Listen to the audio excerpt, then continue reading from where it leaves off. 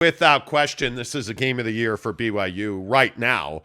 Obviously, you have Notre Dame coming up. You have Arkansas coming up, which are big games. But let's not kid ourselves.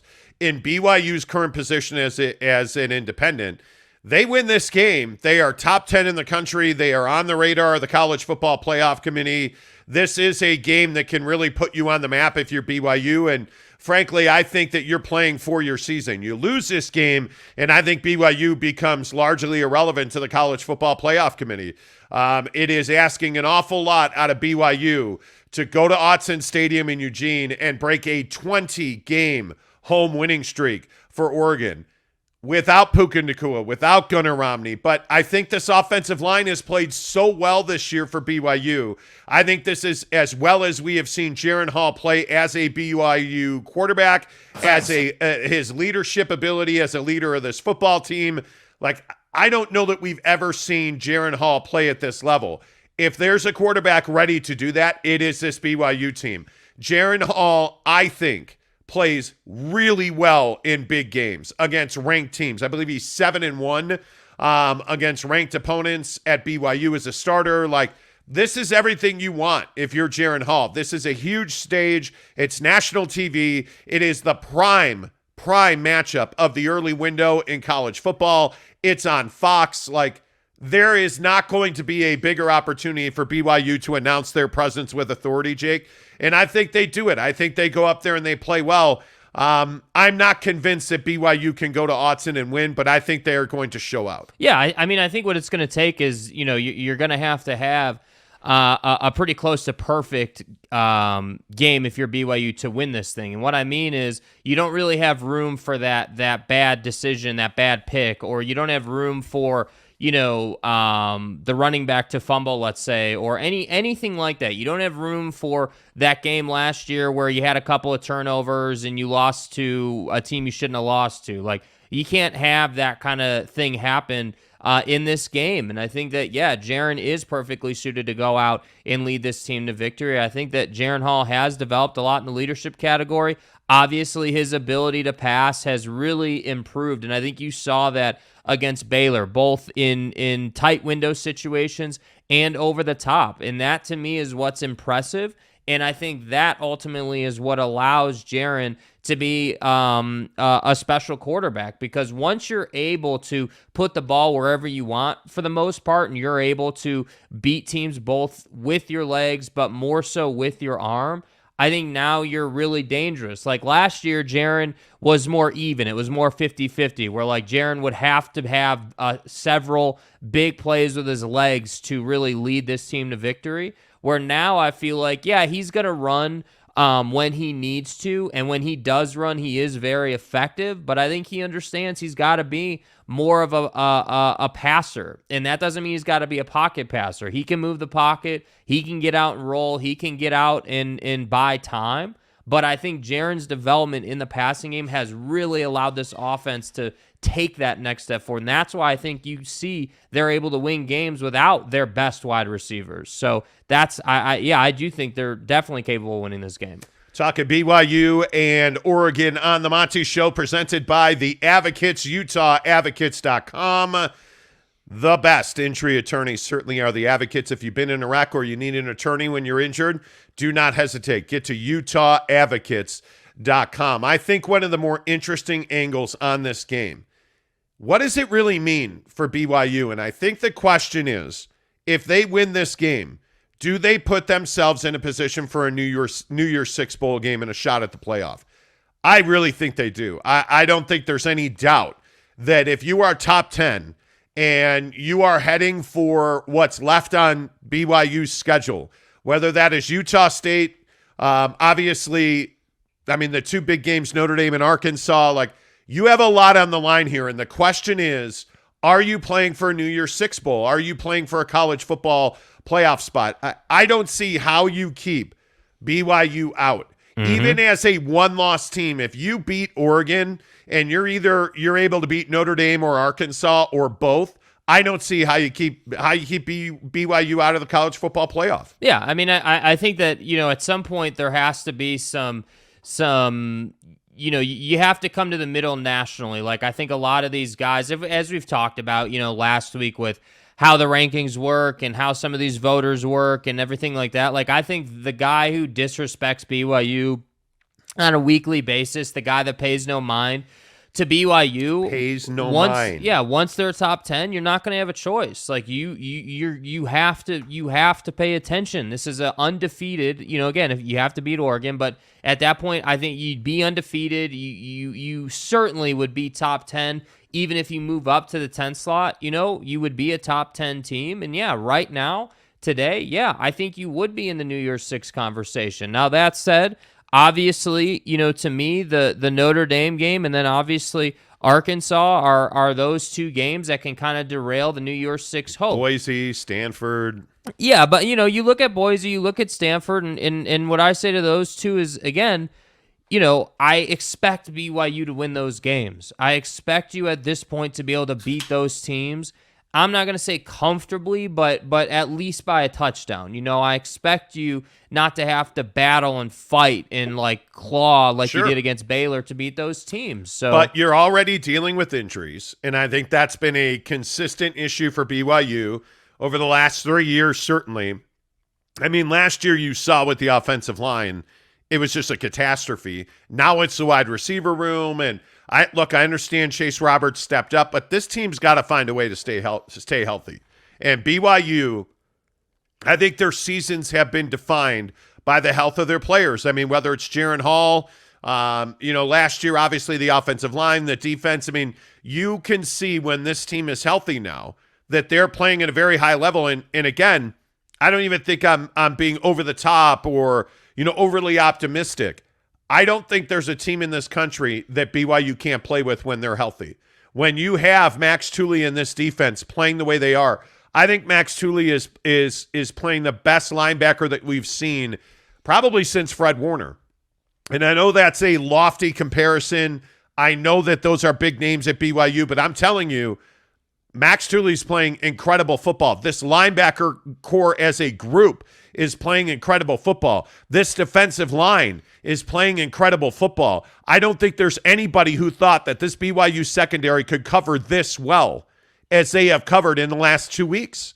But they've done that. Mm-hmm. They're vastly improved on defense. This team is going to, in my opinion, win or lose at Oregon based on how many points they're able to put up. If this team can put up 28 points, I'm telling you, Jake, I think they can win the game. Yeah, and I think that, Max obviously has, I'm sure has surprised some people who don't follow the team closely, but I think Max is obviously very talented. Instinctually, he's really good. He's usually in the right spot. In big games, he just has this way of making that big hit when you need it. And I think that was the magic of the Baylor game, frankly. Like Max coming out and popping guys in the A gap and really making a statement. And that's why I say I'm not impressed with Bo Nix. I'm not impressed with this offensive line up in Oregon. Yeah, they can play absolutely. If you don't do your job, they'll run on you, of course. But again, it's not like we're sitting here talking about BYU playing,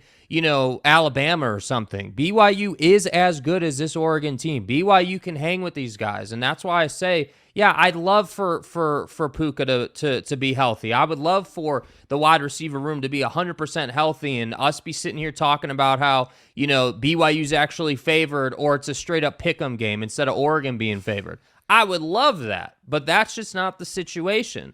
And that's why I think a lot of people are saying, well, you got to pick Oregon in this game because it's, it's at Autzen, it's on the road, this is going to be a tough environment.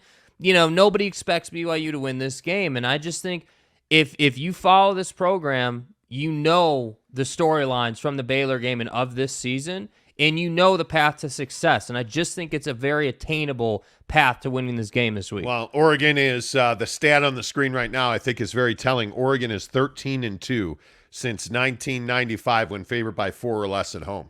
13-2. That's impressive. The number's 3.5 in favor of Oregon right now. And I think it's kind of nutty that you're seeing these kind of numbers about Oregon. I mean, they're on a 20-game winning streak at home. Mm-hmm. And the biggest question about Oregon, I don't think there's any question, is Bo Nix. Who is Bo Nix? Is Bo Nix the quarterback we saw get racked against Georgia? Or is Bo Nix the team that we saw against Washington Technical Institute of Culinary Arts? Like, I don't know who Bo Nix is, but I know that this BYU defense can impact Bo Nix. I know that this BYU defense can certainly influence his performance, and I think Bo Nix can be had.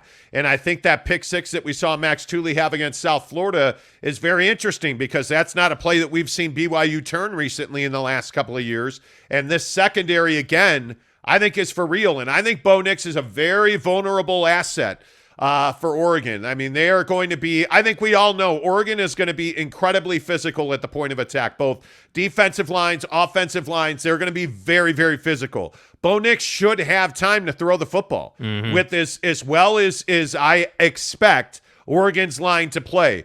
I would expect Bo Nix to have time to throw the football. That has not always worked out well for Bo Nix. When he has time to think, he generally will overthink things, and he's not the most accurate passer in college football. I would look at Bo Nix as an opportunity, and I am not telling you by any stretch of the imagination that this rush 3 cover 8 thing is a good idea, but you've got to find some disguises, and you have got to find some deception to throw at Bo Nix, because when teams do that, Bo Nix fails. And I think it was not an accident that Tuiaki got a game ball last week. That was not an accident. That was a defensive performance out of that BYU unit. And I think BYU's defense has stepped up significantly. They're going to need to do that again tomorrow afternoon at Autzen Stadium in Eugene if they're going to beat Oregon. And frankly, Jake, I am much more comfortable saying that they'll win this game defensively than they will offensively, because I think, again, without Puka Nacua and Gunnar Romney, and really it's Puka Nacua. Gunnar Romney hasn't been here all year. The first 2 games he hasn't played in, their offense has been fine. Chase Roberts showed you he can step in and fill that gap.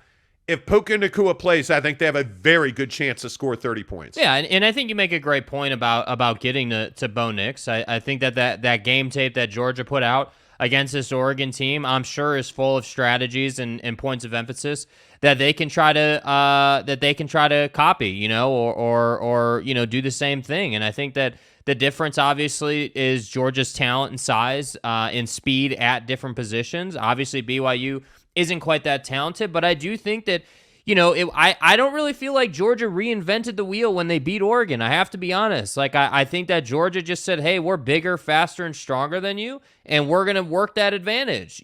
So for BYU, I think you got to come back to the middle a little bit, knowing you're not as big and fast as strong as Georgia, but I think some of those strategies you can employ. I would look for some creativity on the defensive line with maybe some stunts and some stuff that you don't normally see. I would be looking for guys like Max Tooley to be really stepping up and putting pressure on the backs. Like, you cannot allow Oregon to get going in the run game, because once that happens, that's going to give Bo Nix a lot of opportunity in the passing game. And that's what I think the BYU defense did really well last week. Keeping that running game in check allowed them to be okay in the passing game. Dropping 8 didn't really become a problem because your linebacker play was so good. So I think the defense is going to be fine. I'm not particularly worried about it. The offense, obviously, as you were just saying, is the area, I'm not going to say of concern, but we have to wait and see what they're going to do to beat this Oregon defense, because when you don't have your best players, it comes down to scheme and guys doing their job. And frankly, it comes down to Jaren, just having another great game, not turning the football over, putting the football in the right spot, like making the right decision, running when you need to, not getting hurt, like all those things have to continue to play out. And so that's why I say, like, I think this is going to be an incredibly close game that comes down to either field goals or one turnover. That's what I think you're looking at. I think this game's going to come down to BYU's ability to run the ball. And see, I think this is the other angle on BYU you got to talk about. Can BYU run the ball? And I think there's a lot of question about that. I think when you look at this BYU offensive line, Kingsley Sumatia, I think, has been a very good addition at right tackle, which has allowed Harris a chance to move inside to right guard. And I think that they have been a very successful pairing over there. I think when you look at some of the numbers out of The game against Baylor, I thought that they were able to play well on that right side. Obviously, the throwback, doesn't happen unless your offensive linemen are athletic and getting down the field. And I think both Harris and Kingsley got down the field very well on that play, as we saw. We talked to Harris LeChance about that on Wednesday, and he specifically said, hey, it was as open as we could believe that it would be open. So that's the kind of mentality that I think this football team is going to have, because I don't think Chris Brooks looks comfortable yet. I don't. And I look at the way that, that I think Freeland, Barrington, like this whole offensive line has played well. Yeah. You haven't had to play 7-8 guys. You haven't had to go and find a combination. So you can't tell me that the offensive line isn't getting the push or creating the holes to run. They are. And I think when you look at the way that Puka Nacua scored that touchdown to beat Baylor, that's exactly what you needed. Off the left side, enough of a wedge to get into the end zone, and you certainly have that. I think Chris Brooks is still finding his sea legs at BYU. And I think this is a very good game to demonstrate just how comfortable you've become. Because if BYU becomes one-dimensional, and again, I'm just going to assume Puka's not going to play. If you don't have that explosive speed to slow down the pass rush or, speed up those linebackers to cover things like sweeps, I think you are going to have a real hard time. And I maintain, if BYU wants to win this game, they've got to score 28 points. So the question is, can BYU run the football effectively enough to score 28 points? Yeah. I don't know. The great unknown for me right now is can they score enough points to win that game? We'll see. I don't know. Let's get some of your comments in here on the Monty Show, presented by the Advocates. Yes, we are back in Salt Lake City. I see everybody saying welcome home. Thank you for that. Good morning, Kurt Myers. Good morning, Neville93. What's up, Cody Strickland? Kanai Johnson says, top of the morning, fellas. I'm glad the schedule is back to normal. Do you prefer the later schedule? Do you like the earlier schedule? Well, the truth is that it wasn't later for us. I mean, it was later for you guys because obviously the time changed. But for us, I mean, the time was basically the same, And so I'm just glad to be home. I love our set. I love being in studio. Love having fast internet. It's nice to have some reliability. But hey, to the Weston's credit, the Weston was great. I mean, the Weston had awesome internet, and it was, it's like anytime you go out on the road and you got to call the front desk, like sometimes we're like, oh yeah, just call dude in the internet department and he'll take care of it, right? But when we called dude, he did take care of it, and that was great, and they deserve credit for that. Yep. Let's see. Giggity says, good morning. Good morning, Giggity. Jesse Harsh says, boys, welcome home. What's the toughest game left on BYU's schedule? I think Arkansas by a lot. I think that game is, that's a critical game. If I look at what's left on their schedule, I don't see, and this is just me, I don't see a lot of question marks on BYU's schedule. I think they, obviously we have no idea what Notre Dame's going to be when we get to Las Vegas. I don't think we have any idea. I think you know what Utah State is. By the way, did anybody see that Utah State is one of the, according to, I want to say it was SI, I can't remember who put it out, one of the 5 worst teams in the country. No. One of the 5 worst teams in the country right now. Yeah, it's not good, man. And I think that is one of the most dangerous games left on your schedule. I mean, when you look at the schedule on the whole, I mean, there's not a whole lot that, shall I say, worries you, right? Like, obviously, Notre Dame's a team that can beat you. Arkansas is a team that can beat you. Washington State is a team that can beat you. I don't think there's any doubt about that.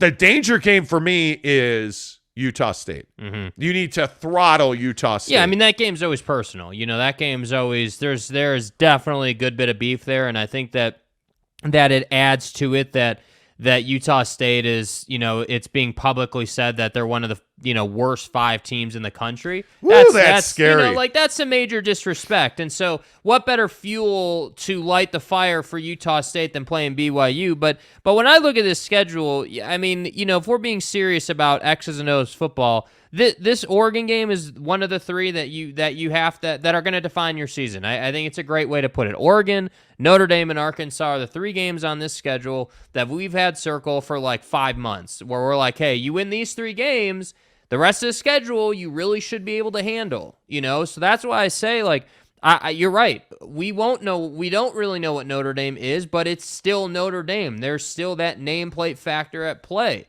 Arkansas, because it's the SEC, I think really, really matters. They're going to have size. They're probably going to have, the physical edge on some level. Can you imagine Lavelle Edwards Stadium on that day? That's going to be a primetime game. Undefeated headed into the Arkansas game at Lavelle. If that happens, that's going to be bonkers, man. Absolutely crazy. That is a month. That game is a month from tomorrow. Yeah. 4 weeks. Yeah. And on the calendar, it's a month from yesterday, October 15th. Like, that is but this is what it is when you play big time college football. I think it is. And, frankly, when you look at the schedule now, Notre Dame probably isn't the game that you hoped it would be. If we're being totally honest, that's probably not the game we hoped it would be at 0-2. So you're projecting Arkansas is a pretty good game right now. I mean, you look at who Arkansas is and who Arkansas has the opportunity to be. 2-0, 1-0 in conference. Obviously they beat South Carolina pretty handily. But before you get there, they play Missouri State tomorrow. Then they're home for Texas A&M at Cowboy Stadium. They're the home team in that game. Then they play number 2 Alabama at home. Then they're at Mississippi State in Starkville, and then they come to Provo. So this potentially has a chance to be a very different Arkansas team by the time we get to October 15th. Yes. So we're doing a lot of projecting here. But the bottom line is, this is why I say BYU is in position for a college football playoff spot. Right now, today, yeah. And I know that everybody says, oh, you're drinking the blue Kool-Aid. Look at you slurping it up, the BYU fan base. Seems like a great opportunity to slurp and splash. But tell me I'm wrong. Tell me somehow, some way. Tell me somehow, some way that BYU is not in position for a college football playoff spot. I dare you, because I think when you look at this schedule, BYU's going to lose a game. I don't think there's any chance they go undefeated. I don't think there's any chance they run the table. I just think with injuries, attrition, the size of the opponent you're playing, the physicality of the opponents you're playing, I think you're going to see that on display against Oregon tomorrow. There's just a lot that you're going up against. But when you look at where they are today, BYU has as good a chance as anybody to be in the college football playoff.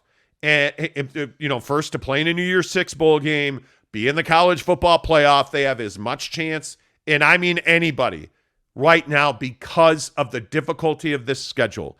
And this is why when we were talking about the schedule in the summer and people are like, oh, it's a dog crap schedule, and we kept telling you it wasn't. Now it's one of the most difficult schedules in the country. Sure, Notre Dame's fallen off. Absolutely, Notre Dame's fallen off. Nobody knew that Utah State would be one of the worst teams in the country, but you can only play who's put in front of you. That's right, T. And if Notre Dame and if Arkansas and if, it'd be nice if a team like Liberty performs and quitter quarterback, you wind up playing quitter quarterback and you beat Liberty and you're going to have a chance. BYU right now today controls its destiny. I'm just telling you, let's suppose, or let me put it this way. As long as BYU is an undefeated team heading into their next matchup, as long as that plays out, whether that ends at Oregon tomorrow or whether that ends at Arkansas in whatever it is, 5 weeks or, 4 weeks, as long as they're undefeated, every single team that they play is going to give them their best. Right? You need to understand that. When you're undefeated as an independent and you have the momentum that BYU has and everything that's going on in that program, when you have that playing out, every single week you are getting the other team's best. And I think that extra little bit of BYU being undefeated, you can't underestimate that. It really matters. So that's why I say, hopefully you can get to Arkansas undefeated. If you do that and you lose to Arkansas and then you don't lose the rest of the way, I think you had a hell of a season. Like, that to me would be a hell of a season. But I think this matchup tomorrow, it starts tomorrow, obviously, and I think that's the strength of this program right now. Kalani has these guys locked in, and it to me, it's impressive. Like, to me, it's really impressive after how last year went that this club is as locked in mentally as they are. I don't feel like they've hung on to the Baylor win too long. I don't feel like they've been distracted. I feel like they're ready to play. Well, and by the way, it also reminds you that Utah State game went in 2 weeks. I think it's Oregon, Wyoming, Utah State. Yeah. Utah State's on a Thursday night. Mm-hmm. Utah State's coming off of Wyoming. So you see what I mean, though? Like, let's say, again, let's a dangerous game, man. There's a good chance, right? I think there's a better than 50% shot that BYU is still undefeated when you go to Utah State on a Thursday. Like, that's a dangerous game. BYU's going to win that game. But from an injury standpoint, from a, losing a significant contributor standpoint, that's a dangerous game, man. Yeah, I think obviously you got to focus on Oregon. Yeah. But just having fun, looking ahead a little bit, it is going to be very interesting to see how all this plays out. Mark Rasmussen says, hey, yo, man, how the hell are you? Welcome home. Appreciate that, Mark. We are doing well. Zach Thornton says, Jesse, it's Marshall. Is that a Notre Dame reference? That's crazy that they lost it. Anyway. It's embarrassing. Connor Tulin says, Monty has returned. We have. Did you feel the disruption in the force? TJ McVeigh says, good morning, guys. What's up? Boyd Lake, what's up, my friend? He says, Arkansas is the highest ranked. We'll see. Arkansas is a very good football team. But Arkansas before, and I know that a lot of BYU fans are fired up about that game, but I'm telling you, Arkansas has a lifetime of football to play before they get to Provo. Both teams do. Yeah, Both teams do. Well, you've got Wyoming on your schedule, and I mean, you're talking about Texas A&M, who disappointing loss. Totally get that. Alabama. Yeah. Like, you've got a lifetime of football. There's no doubt that Arkansas has tougher talent on their schedule. I'm not even disagreeing with that. But again, I think it doesn't even necessarily matter who plays if we're just talking about injuries, right? Like, it doesn't matter. Like, if Arkansas loses a key contributor against their talent and BYU were to lose one against whoever they're playing, it doesn't really matter who you're playing. You lost that contributor. So that's why I say, I'm telling you, looking at this schedule right here today, up to the Arkansas game, BYU just has to handle their business against Oregon. If you do that, you really should be in good shape through the next 4 or 5 weeks. Honestly, you should be fine. Yep, 7 o'clock on the Monty Show, presented by the Advocates, UtahAdvocates.com. Listen, man, the Advocates know if you're in an accident and when you're struggling physically and you're worried about how to take care of your family, how do you pay your bills, you do that all by going to UtahAdvocates.com. Let the Advocates fight for you. That's why they call themselves the Advocates. Let the Advocates fight for you so you can start healing, so you can start getting back to the best version of yourself. Chat with the Advocates online today, UtahAdvocates.com. If you've been in a wreck, don't worry about medical bills. Don't worry about paying for consultations. Don't worry about paying a big retainer. No, friends. At the Advocates, your consultation is 100% free. Go to UtahAdvocates.com. Get your free consultation. They'll defer your medical bills, and you do not pay the Advocates a penny unless and until they win your case. Check them out online at UtahAdvocates.com. The biggest stories in sports this morning, very clearly, BYU and Oregon getting ready for a huge game. The money has moved on BYU. They are now down to a 3.5-point underdog. But I think that stat that I had up earlier, and I wonder what you guys think about this, that Oregon is 13-2 since 1995 when they're favored at home by less than 4 points. Yeah. 13-2 since 1995. That tells you that they're not favored a whole lot by less than 4 points at home. That's only 15 games, right, in 30 years almost. Yeah. So it doesn't happen a lot. But I also think that's a tip of the cap to BYU. And I think the bigger question is, who is Bo Nix? Who is this Oregon team? I think we're going to find out. And we'll have a lock for you coming up. What time are we going to do locks? Right around 8:30 you want to do locks? What are you thinking? Yeah, probably 8:30. Yeah. Okay, about 90 minutes. Yeah, 8:30. And it's funny you talk about Bo Nix. One of the stats that I had ready is Bo Nix is 12-12 on the road in his career, and it has a 28-2 touchdown interception ratio at home in his career. So he is clearly a better quarterback in his home games. But I think the interesting part for Bo is that obviously he transferred, and you have that whole dynamic at play. Yeah. It's not like you've been playing at Autzen your whole life or whatever for your college career. So I just think, look, for Bo Nix, I don't think that all of a sudden guys turn into Heisman Trophy candidates just playing at home. Is there more comfort? Yes. Is there some built-in advantages? You sleep in your own bed, like you got some nice things when you play at home? Yes, absolutely. But this guy showed me who he is against Georgia. I know what Bo Nix is when you get pressure. So the question is, can BYU get pressure? I think that obviously is a huge factor in this game. Yep, totally agree. Teddy Wayman, good morning to you.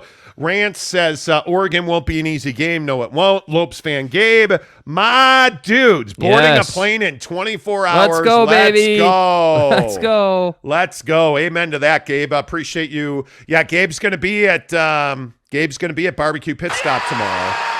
Fired up for this event. We are giving away a trip for two tomorrow to see BYU and Notre Dame at the Shamrock Series. That's going to be fantastic. And by the way, you guys did an incredible job filling up the boxes. Got some information yesterday from all the barbecue pit stops in the Valley, including St. George, that the boxes were full. So thank you so much for going in and filling out the slips and getting entered to win. Really appreciate you guys. Yeah, big shout out to everybody in St. George. Apparently, we have a lot of listeners in St. George. We appreciate that.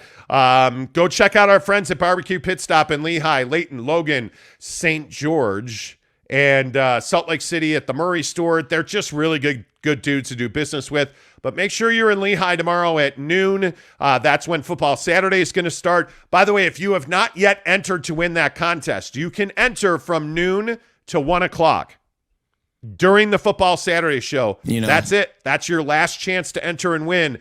And then at halftime, BYU and Oregon. Now, the guys at Barbecue Pit Stop in Lehigh have got this whole setup ready. Yes, they do. They've got a 75-inch TV. We're going to have the game on. We're going to have wings. We're going to have pizza from Papa Murphy's, which I'm really excited about because our friends at Papa Murphy's are stepping up big time to get us pizza for this thing. It's going to be amazing. Make sure you use the promo code Monty25 when you order your pizza through the Papa Murphy's app, Monty25.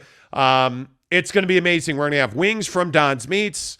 We are going to have pizza from Papa Murphy's, and we are going to watch BYU and Oregon at Barbecue Pit Stop in Lehigh tomorrow at noon. We'll start the show, Football Saturday. So come on out. Lopes fan Gabe will be there. A bunch of people are coming out to watch the game and try to win this trip for two to see BYU and Notre Dame. And I'm telling you, even regardless that there's a football game that you're going to, never mind the fact that you get to stay at the Palms for 2 nights. Yes. Never mind the fact that you get 2 tickets to the game. You get a $250 Maverick gift card to get you there. Like, the trip is a hookup. Yes. It is absolutely a hookup. It is going to be amazing. Allegiant Stadium is incredible. Allegiant Stadium is amazing. So really fired up about that. Make sure, and hey, if you're coming out tomorrow, shout it out in the comments. Easy for me to say. It's shout early. it out in the comments. Let's see. Tanner Plummer says, "Man, if I didn't work, I'd totally be there." Well, Tanner, we all make sacrifices. You're casual. Let's see. What are you drinking, Jake? Brent Burnett wants to know what you're drinking. Rockstar Recovery. Link in the description. Yeah, link in the description. Hook it up. Yep. Let's get some more of your comments in here. Let's see. Tanner Plummer says the only reason Utah State is a dangerous game is because there's a chance that Hall gets hurt. I agree. I don't know about that. Oh no, I agree 100. Like I think that, and I like we've disagreed on the quality of Utah State. Obviously, I think we can all agree BYU is better.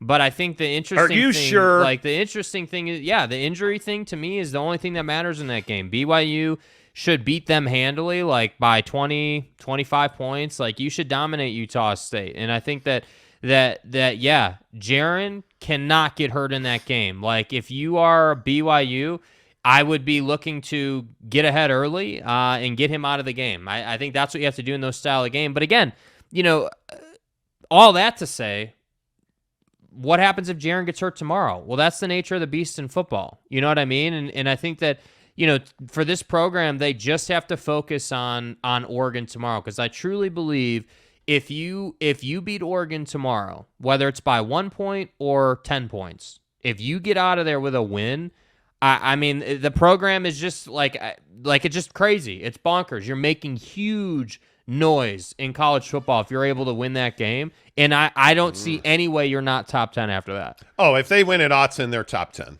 There's no doubt about that. But I'll just say one other thing about Utah State, because I don't mean to bring up the Aggie tears. Mm-hmm.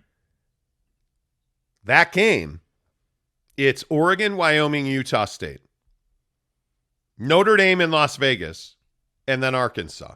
Mm-hmm. Tell me that's not a trap game on a Thursday night. Oh, it's absolutely a trap game. 100%. On a Thursday night. Yeah, it is. That's a trap game. But that to me, so that's ESPN, national TV. Yeah, I think what's interesting about Thursday nights in college football and the person, like the personal nature of this rivalry, air quotes, if you want to call it a rivalry, because frankly, it's been an ass kicking every year. But it's like little brother. Like, you're basically going down there to play a very personal game. And yeah, sure, it is a trap game, but I don't think BYU is in any danger of losing the game. I think BYU is in danger of suffering injury. That I just think it's such a straightforward storyline in that game. You have to leave. You got to leave Logan healthy, man. Like, that's the mission. You should beat them by like 3-4 possessions, easy. Yep, we'll see. James Knight says only 32 days until the NBA. Yeah, it's kind of crazy. James, I know, James, for those of you who don't know, lives in Australia,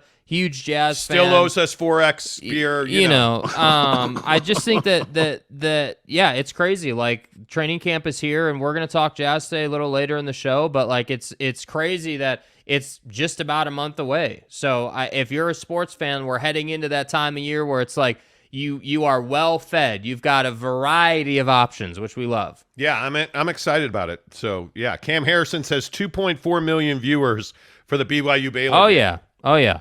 I mean, largest late night window game on ESPN since 2016. I think it was. I mean, like, it's crazy. BYU brings them out. I'm for real. BYU brings them out. Brett Burnett says BYU fans love BYU's schedule. Why wouldn't you? Absolutely. Ratings were crazy for the late night game. Yes, they were. Rance says NBA yawn. I don't know about all that. Cam Harrison says, welcome home, guys. Good morning. Appreciate Good morning Cam. to you. Sean Mirzinski says, I guess we're still mediocre every year. It's ridiculous. What do you mean? What are you talking about? What are you talking about, man? Brett Burnett says they're not really happy to be home. Vacation's over. The odd thing about really Hawaii, on vacation, yeah, bro. we weren't really on vacation. Yeah, we weren't on Still vacation. getting up at 4:00 in the morning. We're still doing the show. It was a vacation. Now, if you got to work, Hawaii's not a bad place to work from. Yeah, it is what it is. Tanner says the only reason. I read that one already about Utah State. Yeah, about Jaren Hall getting hurt. Yeah, it is what it is. Let's see. Man, you guys in this Utah State thing. Justin Hayward says Utah State will get steamrolled. Mm-hmm. We'll see. I'm just telling you that's not the cakewalk you think it is. I just have a terrible feeling about that game. And Morris says Boise much more dangerous than Utah State. Well, yeah, but agreed. I'm not going to talk about anything in November. Yeah. Right? Like November, Utah Tech is more dangerous than on paper. In flipping September, Utah Tech's more dangerous than Utah State. Utah State game's on a Thursday night, man. I'm just telling you. Let's see. Joshua Lovern says, as long as Bo Nix doesn't play Bama or Georgia, he does okay. Well, his career kind of does tell that story. As long as he doesn't play Bama or Georgia. Is he a good quarterback? This is Coach Saban. I mean, yeah, he puts up numbers. But that's a guy who in the biggest moments, and I don't know if it's just that like a little pee comes out or something. I have no idea. So you better check yourself. But that dude tends to turn the ball over at the worst time. Yeah, it's just he can be had. He's a good quarterback. If you can't have the best guy on your team at quarterback, Bo Nix is a nice second option. Absolutely. I don't know. I'm not exactly confident that the guy projects as an NFL talent. Like, he needs to show that he can control a game. That's what the best quarterbacks in the game do. And that's why I say, again, Jaren is really developed. I was not a Jaren guy last year. I didn't think that Jaren was going to become the passer he was going to become. I didn't think that the progression would happen as quickly as it has. But I'm telling you that the touch throw to Hill up the sideline, that's a difficult throw. Like, I don't think people realize how quality of a throw that is. That throw, I'm telling you, that sideline throw to Chase Roberts. That another one, yeah. That's an incredibly difficult throw. He's a much better player this year than he was last year. Yeah. The summer work that he did, bringing all of the receivers and tight ends together, like, obviously that made a huge difference chemistry-wise on this team. But you can see how Jaren can control a game now, how he's sort of attained that ability now because he's a better passer. Bo Nix, to me, doesn't have that ability. Now, again, I know it was Georgia, by most people's accounts, best team in the country right now. If you don't think they're the best, they're obviously top 2, depending on the week with Bama. So they're obviously a great team. And obviously that's going to present some challenges. But I'm not going to sit here and be like, yeah, Bo Nix is going to be some game-changing, light-you-up quarterback, because he just hasn't shown that ability. Yes, he can throw it a little bit, but frankly, I'm more worried about the running attack from Oregon than I am that Bo Nix is going to throw for 400 yards against this secondary. I'm not quite as worried about that right now.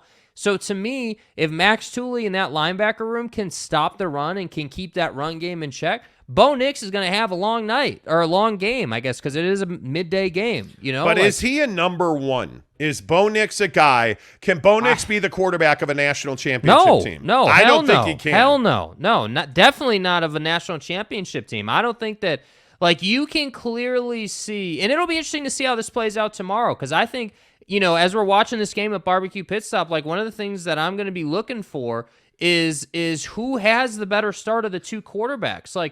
Does Jaren, let's say Jaren comes out and throws a pick and turns it over early and then settles in. Okay, let's say if Bo Nix does that same thing. Let's say that BYU has the same rager of a start that they've had, where they come out first possession, you punch it in, everything's great. We're going to be sitting here saying, yep, another week for BYU, another fast start, but that's what I'm saying. Your quarterback matters. Getting down the field on that first possession, especially as the road team, is going to matter. And that's why I think this Jaren Hall developing as a passer thing is just so important, because now he has the ability to do that consistently. I think Jaren Hall is a better quarterback than Bo Nix, and it's going to be interesting to see. My only question is, can BYU run the ball in this game?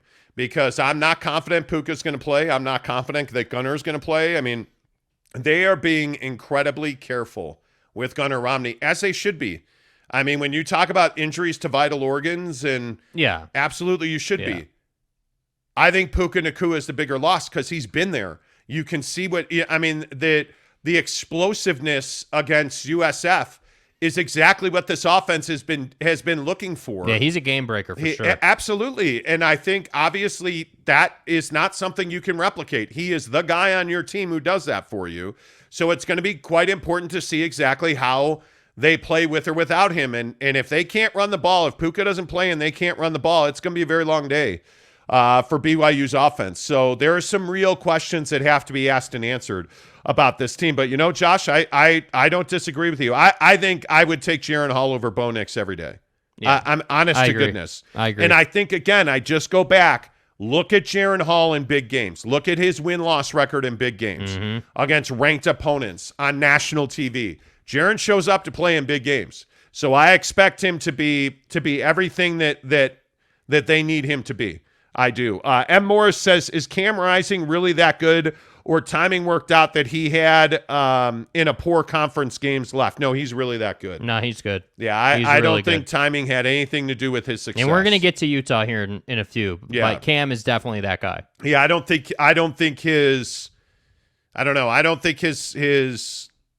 anything was luck for Cam Rising last year. I mean, you had a quarterback that quit on this team. That's not usually luck. That's not how most people would describe luck. Some shit happened. Yeah, you know. Hey, speaking of luck versus not luck, make sure you call Wayman Brothers Construction when you're looking to have work done in your home or your office. Maybe you're building a space. Maybe you're building an ADU. There is no project too big or too small. I cannot say enough how quality Wayman Brothers Construction is. They're working on a project for us right now. And one of the best parts about Wayman Brothers is they actually say no to things you want to do. When you're building a project, the answer can't always be yes just because you want to. And one of the things that Wayman Brothers Construction has done for us on this current project is we've said, hey, we want to do this and we want to do it this way. And they're like, yeah, I wouldn't do that because. No. Yeah, and they have reasons, legitimate, hey, do it this way. Hey, you want to do this? Well, I wouldn't do it that way, but how about we try this? And they have the right solution, done the right way. Construction-wise, their integrity is amazing. Yeah. The finished product's amazing. Their ability to get it done on budget and on time. The current project they're working on for us, Wayman Brothers, they're ahead of schedule by weeks. It is incredible. Literally. The trust factor that Wayman Brothers has built with our family is second to none. So if you're in Utah and you're looking to have your kitchen, your bathroom, like I said, if you're building a deck, one of the things Wayman Brothers did for us is they built a deck in a concrete pad for our new hot tub. And it's perfect. They built a Trex deck. They tore down basically the back of our house. How long has it been since you've had that now? Has it been a year yet? Just about. It'll be a year in December. And they did all of their work last November, I think. Yeah. They beat the hot tub by a month. They got it done on time, on budget, the finished product. And I think that's the big thing about Wayman Brothers. Well, the reason I asked you that is because long term it's been great. There hasn't been a lot of contractors they'll knock something out, but then 6 months from when they got done and you're using whatever they left you or whatever they did, something breaks or something goes wrong because they didn't build it right. And that's what I think is impressive is it's not just the short term finished product, the long term effects of it are great. The deck, I have to say, the deck is amazing. It still looks great. And that was a product they recommended. You had said, hey, this is kind of what we're looking for. We want to put in a wood deck. We want to put in a custom wood deck to wrap around this hot tub. And Alma Wayman was like, yeah, we shouldn't use wood. We should use Trex decking. And here's why. And it's weather, and it's this, and it's that. It's around water. It worked out great, man. It worked out great. And they've done everything for us from electrical to framing. I just can't say enough. You can trust Wayman Brothers Construction. Yes. And I know that's crazy when we're talking about contractors. You can trust Wayman Brothers Construction. They'll be on time and on budget. Call them today, 801-654-1028, 801-654-1028 for Wayman Brothers Construction. Oh, Jake, it's like old times, friend. The bots are back. How about that? The bots are back on the channel. Dude, incredible. Absolutely incredible. How long has it been? Has it been a couple weeks? It's been a couple of weeks, I think, since before we went to Hawaii. We haven't had bots on the channel. And now we're back in Utah, and there are bots on the channel. Well,